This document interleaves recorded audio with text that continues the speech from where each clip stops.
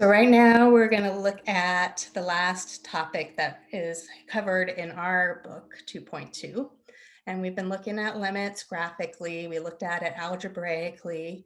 And now we're going to look at this theorem that also can help us find limits when it's just not easy to see what's going on. And so this is where we have what is called the sandwich theorem. There's other it's also called other names too, like the squeeze theorem, the pinch theorem. So the idea behind this is that we're going to choose two functions that we know what's happening at a limit that are easy to find.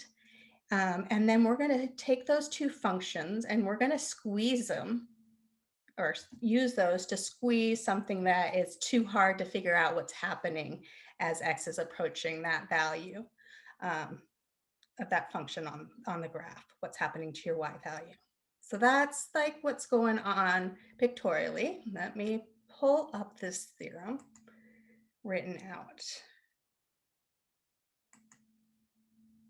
Okay, so the squeeze theorem, or this, oops, and I'm calling it the squeeze theorem. The sandwich theorem is what your book uses.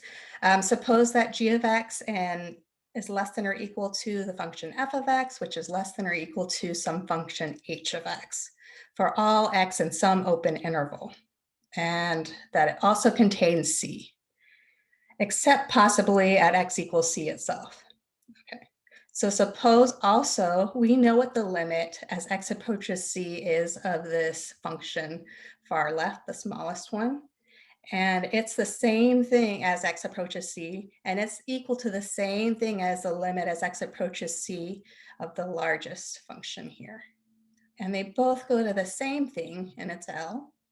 So if these outer functions are going to the same value, y value of L, then we can say that this inner function, when we look at the limit as x approaches that value, is also going to L.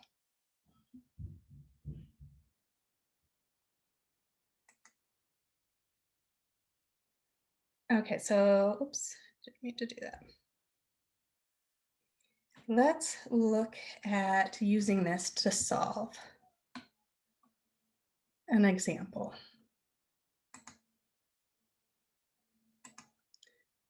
So let me change my screen. Okay, so we're on Wikipedia. So I threw this up because I was reading through it before your class, trying to actually get some type in there for you guys. But anyways, I thought this was pretty funny, and I thought maybe you could be amused by it too, and maybe it kind of explains what the theorem is again. Again, our book calls it the sandwich theorem, but again, it's named a lot of different things. They say the police theorem here. Anyways, down in here it says in many languages, the squeeze theorem is also known as two policemen and a drunk theorem, or some variation thereof. The story is that if two policemen are escorting a drunk prisoner between them, and both officers go to a cell, then regardless of the path taken and the fact that the prisoner may be wobbling about between the two policemen, the prisoner must also end up in the cell. So we have not the prisoner or the drunk person, but basically we have some function that's sandwiched in between two other functions.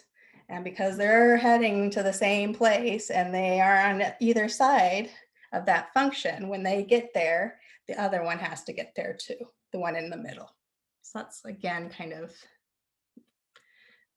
what's going on in that theorem.